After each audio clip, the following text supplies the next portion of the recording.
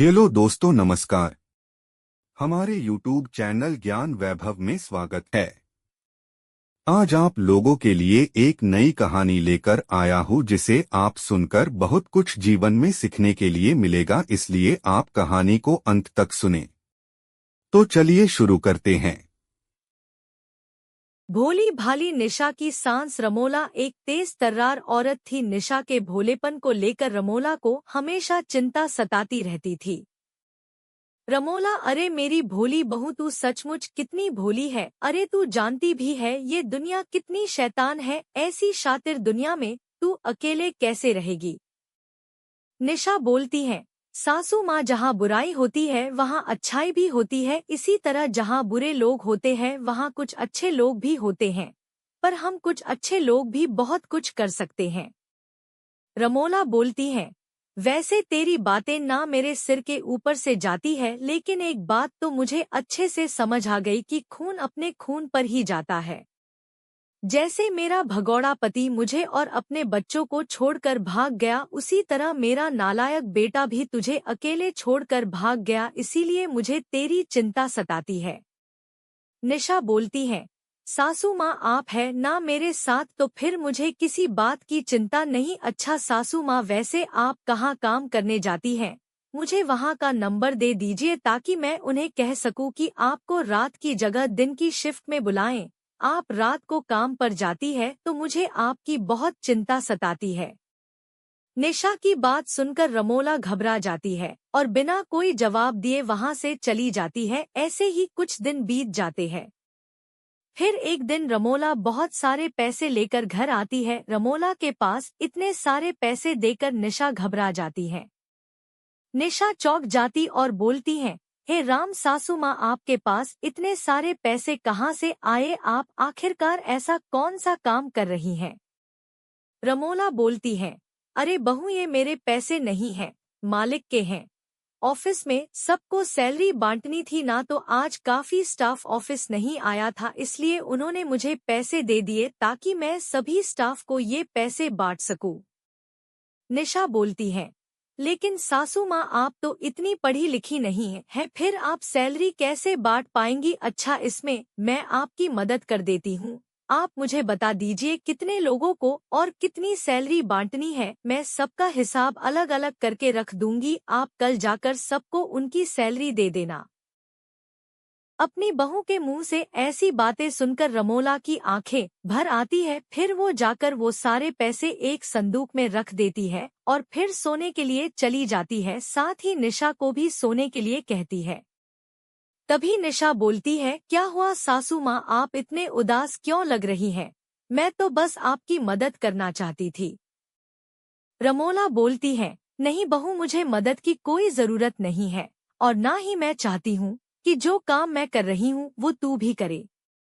Office में वैसे भी बहुत सारे लोग हैं जो मेरी मदद कर देंगे, तू बस अपना ध्यान रख और अब आराम से सो जा। निशा बोलती है, ठीक है सासू माँ, आप कहती हैं तो मैं सो जाती हूँ।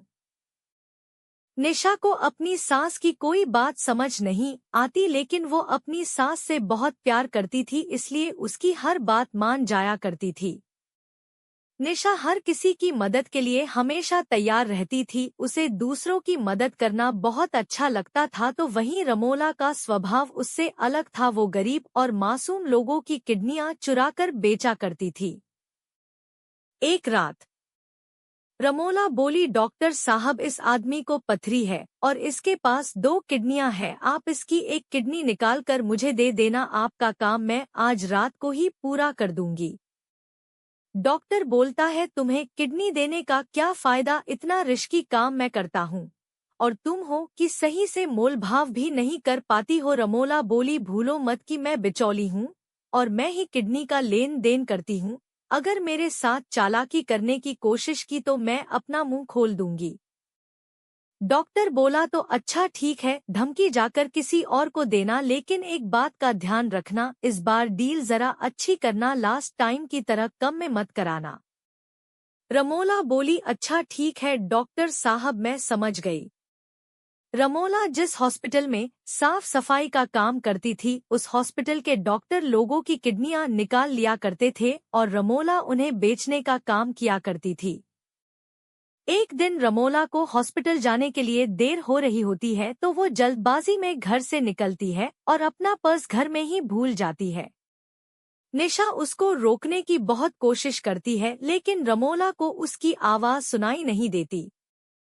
उसका पीछा करते हुए निशा भी हॉस्पिटल पहुंच जाती है। जब वो अपनी सास को हॉस्पिटल में जाते देखती है तो उसे बड़ा गर्व महसूस होता है।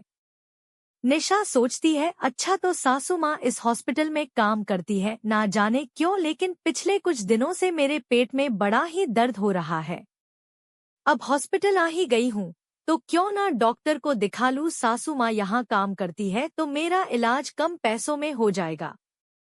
इस बात से बेखबर निशा की उसकी सासू माँ एक किडनी चोर है। निशा उस हॉस्पिटल में अपना इलाज करवाने डॉक्टर के पास जाती है, जहाँ डॉक्टर उसके कुछ टेस्ट करते हैं और कहते हैं, मैडम आपके पेट में तो एक गांठ है जिसका जल्दी ही ऑपरेशन करना होगा। अगर आपने अभी ऑपरेशन नहीं करवाया तो इससे आपकी जान को खतरा हो सकता है।